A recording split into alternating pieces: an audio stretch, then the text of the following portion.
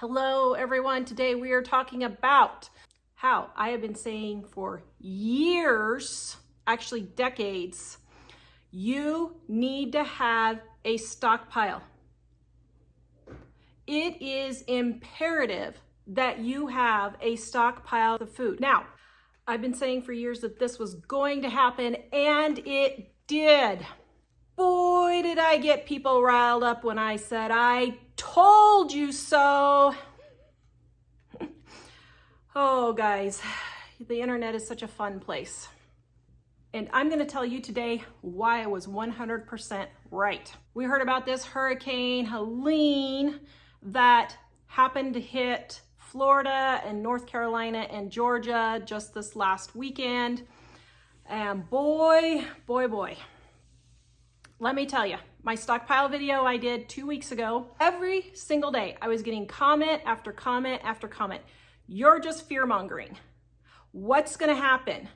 Why are you so worried? You're just making people be afraid for no reason. Oh, really? I am, huh? Well, let's see. This hurricane hit Florida, Georgia, and North Carolina. And look at this picture. Pretty much every single road in North Carolina was cut off due to flooding. So when I saw this picture, I had to say something. I just could not keep my big mouth shut. And I said, remember all those videos where I said you should stock up in case you're trapped by flooding and was called a fearmonger? Yes, I realized I used the wrong form of your instead of you are. I said your, I'm sorry. Not going to say I told you so, but I told you so. Been there and done that, and it ain't fun. Woo, did I make people mad? Tasha says there's absolutely no reason to justify using this horrific, heartbreaking situation as an I told you so moment. Regardless if people prepared or not, the greater majority of it was lost under several feet of water. People lost their lives, for crying out loud. Absolutely nothing could have prepared them for this. Nothing. Check your stockpile for some humble pie and count your blessings that this didn't happen to you. Laura says, sadly, there are a whole lot of people in the area where I am who lost their homes, which is where their food was stored, I assume. Also lost livestock farms, lost autumn crops they depended on, pumpkins, etc. But yet, no one here expected flood and disaster of these proportions. It's always best to be prepared for anything and have backup and evacuation plans. One area official said it will take years to recover from this.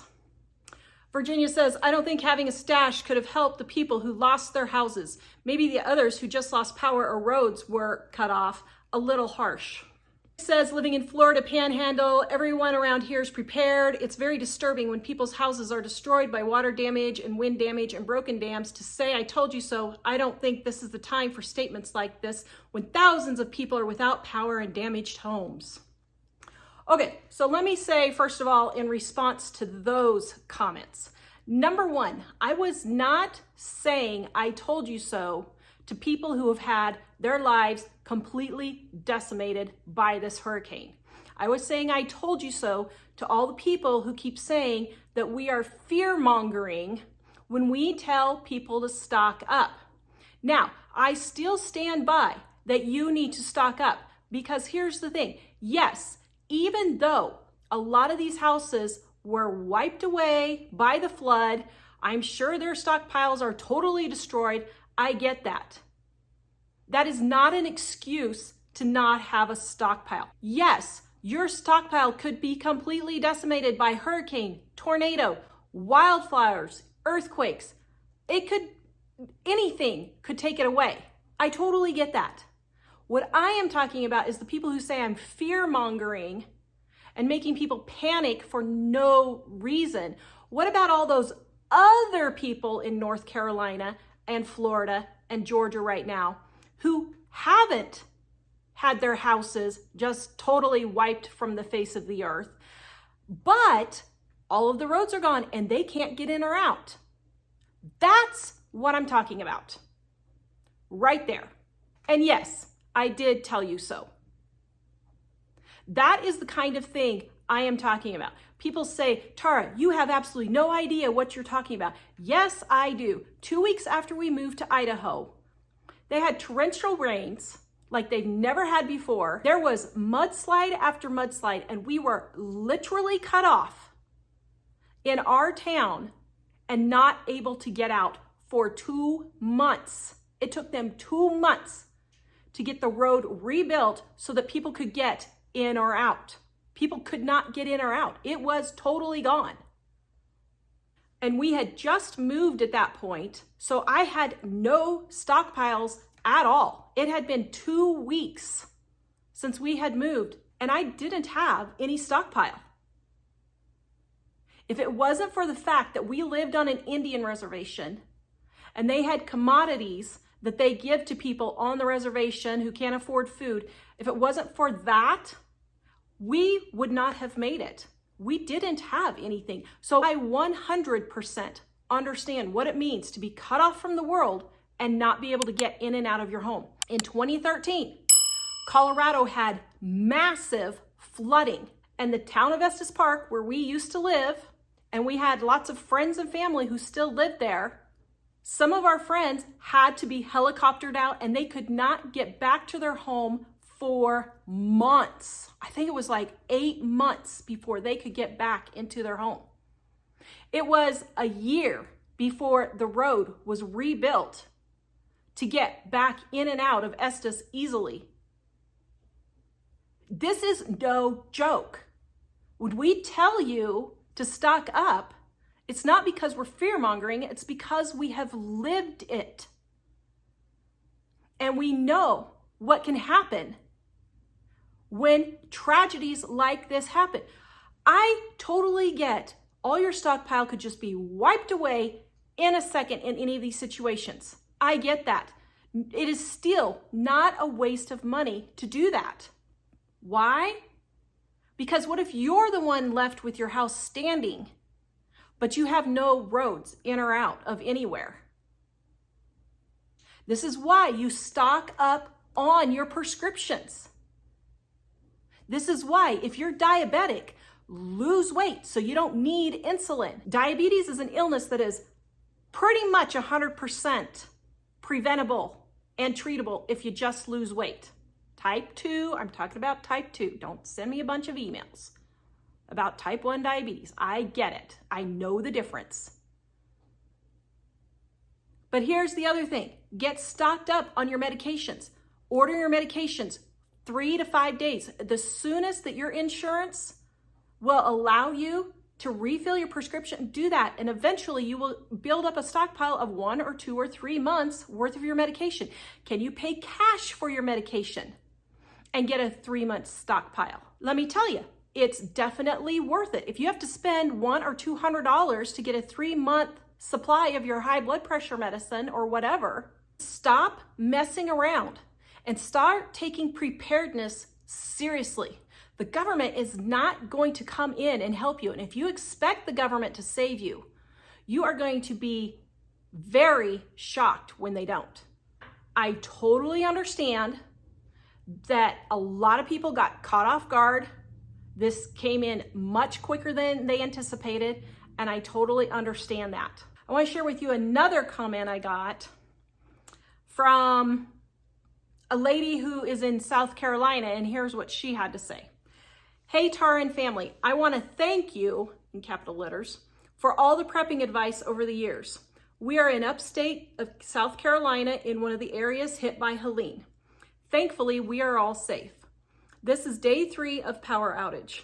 We are on a deep well, so no water either. Because of following your advice to stock up on food, water, lights, a way to cook, we are doing fine. We do have a generator that can run the fridge and the fan, but not strong enough to run the well pump. The one thing I didn't do and will forever remember you telling us to do is fill up your tub. I've went through several gallons of water flushing the commode only when necessary. I sure wish I didn't have to use my, I'm gonna add precious, drinking water for that.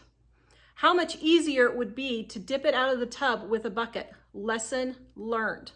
Thank you for all you do. Also, if you wouldn't mind, please pray for the folks in Western North Carolina. Entire towns have been destroyed, houses and people washed away, many more trapped with no way out other than by air. I am so glad that she listened to us so that they were prepared. I'm going to give you a list of things to do and things to remember. So write this down and get your list ready. First of all, prepare as much as you can beforehand, before any emergency is even thought of. Do you have a water filter? If you don't, I have a video on how to make your own DIY water filter in the description below and up here. Super cheap, about $60. But let me tell you, you're gonna wish you had clean drinking water if you are in this situation. Do you have water? Do you have at least 4 weeks worth of food for each person in your household, including your animals? A lot of people say, Tara, where do you stockpile all this? Listen, I have lived in a 300 and a 400 square foot apartment. There are a lot of places you can stockpile. You could make a sofa table behind your couch out of tubs filled with food and put a nice sheet or tablecloth, or make yourself a nice little cloth and cover it. And then you've got a sofa table behind your sofa, but you have food storage also. The back of the closet, the top of the closet, the top of cabinets, underneath your bed, underneath your couch. Listen, can you just get rid of some stuff and make a space? And in both of those houses, I can remember specifically 2 corners in each place where I could have just stacked nice stacks in some crates or totes or however you want to do it, and just stack some extra stuff in the corner. Do you have a life straw? Something that you can just filter water straight from the stream if you need to. If you need a list of what things to stockpile, I have a free stockpile ebook. I will leave the link in the description below, and you can go get that and download it and have a list that can help you get started. Do you have all of your important papers and documents in one place where you know you can get them easy to get out if you need to? Do you have the dog leash, the dog collar, the cat carrier, all of that in one place where you can evacuate it, where if you have to evacuate, you can grab it easily and get out? Do you have a list already made up of all the things you need to evacuate? Here's the next thing, talking about evacuations. Right now, we have another really bad wildfire here in Wyoming. It started off really tiny. Yesterday, we were like, oh my goodness, what is happening? We went out to go look. This is what we saw. Now today, it looks like our entire town is on fire. There is so much smoke. I mean, I'm looking out doing my dishes and it's just billowing smoke. I ran to the doctor's office. I was just shocked at all of the smoke that was just coming from this fire. It was just crazy.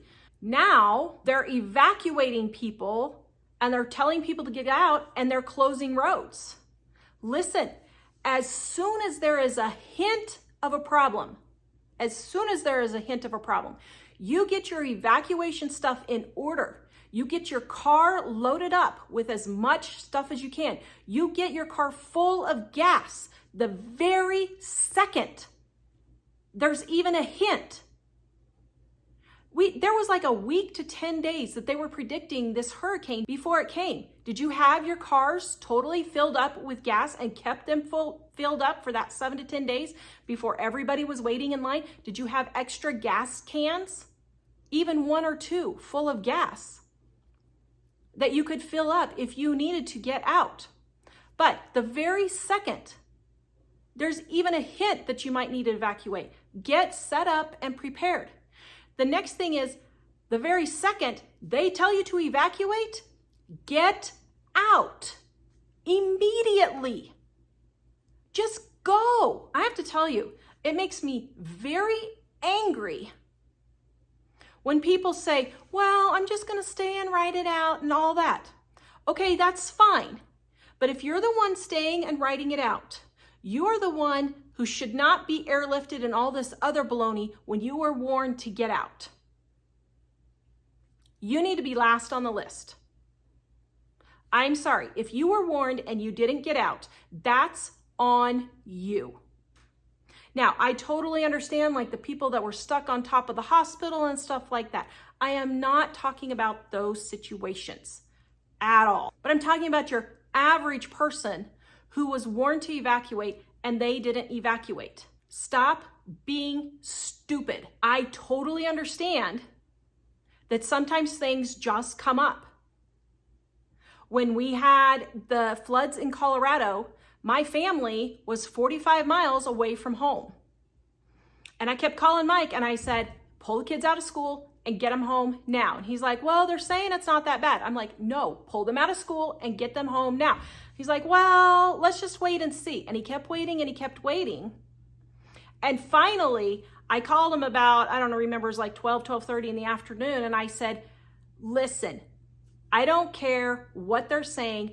Go get the kids and you guys get home now. This is looking really bad. And he did finally bring them home. And guess what?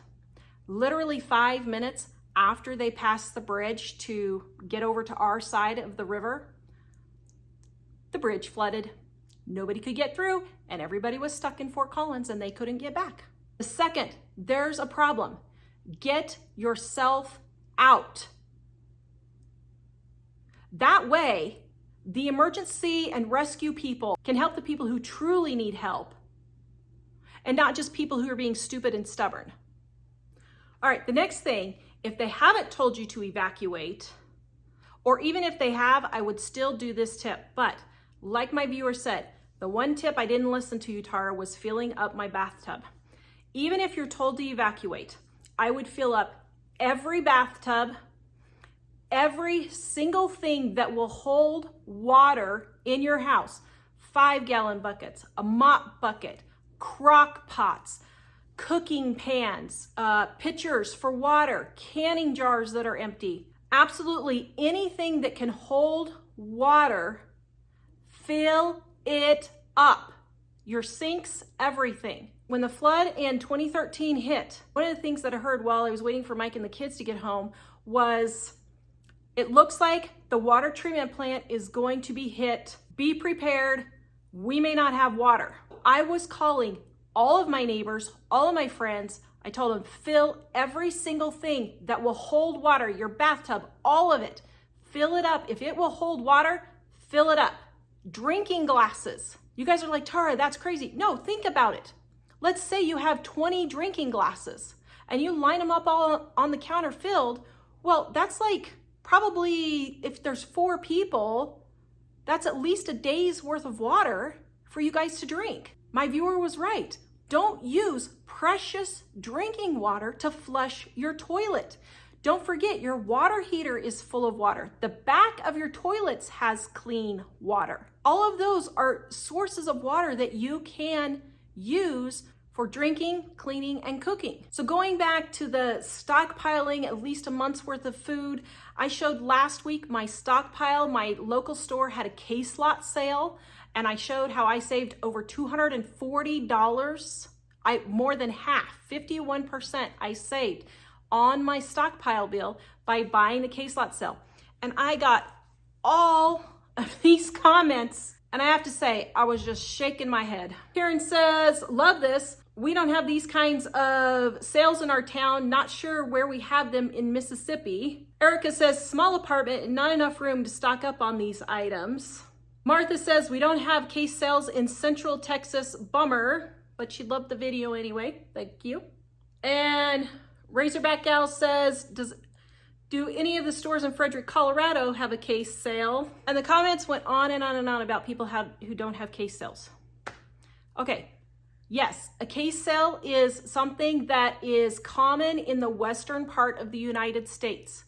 But listen, I have not lived in the western part of the United States my entire life. I lived in Kansas, I lived in Texas, and I was still able to stock up. This is where I have to get a little frustrated and say, use your brain, people. Listen, you have got to get it together and stop making excuses. Is there a place in Frederick, Colorado where they have case lot sales? No, we didn't have case lot sales when I lived actually in the town next door to there. Actually, I shopped in Frederick, Colorado. But we had another discount store called Esch's where they had discount foods that grocery stores couldn't sell, so they sent them to this place, and it's a discount bin. Grocery outlet is another one in other parts of the country. There's one back east, I can't remember the name of it. It's called Savers something or another. They have these discount grocery stores all over the country. Here in Wyoming, I don't happen to have one of those. Not in my town. Winco, you can go to Winco all over the place and get good deals. But here's the thing, you don't have to buy it by the case. When I lived in Colorado, we didn't have case lot sales, but I would still go buy 10 or 20 items at a time when they were on sale. Canned goods go on sale all the time. Coming up for Thanksgiving and Christmas is a great time to stock up for these things. September, stockpile month, was a great time to do that. March, they have lots of sales all over the country. But we get these excuses all the time. The other thing is people say, well, all I have is a Kroger. I can't get a case lot sale like that. Yes, you can. If Kroger is actually cheaper than Walmart, sometimes it's not. So like if you get a $1 on sale at Kroger for a can of green beans, but it's 69 cents regular price at Walmart, just go stock up at Walmart. But like just this week, I looked at the Kroger that's 90 miles from us, and look at all these things they had on sale. Carrots, chips, hot dog buns, hamburger buns, all of these things. I could have saved $40 buying all of these things on sale. So there's my $40 by buying these on sale. And then I could take that money and go stock up on some canned goods, a water filter, those types of things. That's how you do it. Also, learn how to cook. Our Dining on a Dime cookbook is basic recipes. You can learn how to cook and make do with what you have in an emergency situation. You can use our indexes to see, wait, I have beef that I need to use up before it goes bad in the refrigerator. I have chicken that I need to use up before it goes bad in the freezer. You can look up those recipes, find out what you can cook with on your grill or your emergency stove, or even just cold if it's already cooked, and let's say it's just in your fridge or freezer and you already pre-cooked it, then you can know how to season it, make your own seasonings, make do with what you have. I know it's a shameless plug for my cookbook, but guys, Dining on a Dime cookbook in the description below is what you need to learn how to cook. If you learn how to cook, it can save a lot of hassle in an emergency situation. And then the other thing after shopping the sales is, are you getting your nails done? Are you getting Starbucks? Are you paying for apps and subscriptions that you don't need? Are you using your credit card and getting interest and paying interest on your credit card? Do you have a car loan and you're paying interest on your car loan? All of those are sources of money that you can use to stockpile so that if you are in this kind of a situation, you are not caught empty-handed and stranded without being able to go get groceries. You have got to get to the point where you wake up and stop making excuses and get it together.